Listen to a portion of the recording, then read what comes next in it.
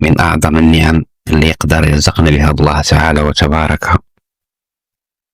وهي لسان طيب، كلام زوين، ولسان ما كيعرفش يجرح، ولسان ما كيعرفش يهد، ولكن كيغرف من ينابيع الجمال وكيقول غير الكلام الزين، الكلام اللي كيرطب القلوب وكريح الخاطر. إلا جمعنا هذا الكلام مع الفعل الحسن ساعتها كيوصل الإنسان لأعلى درجات الجمال والبهاء.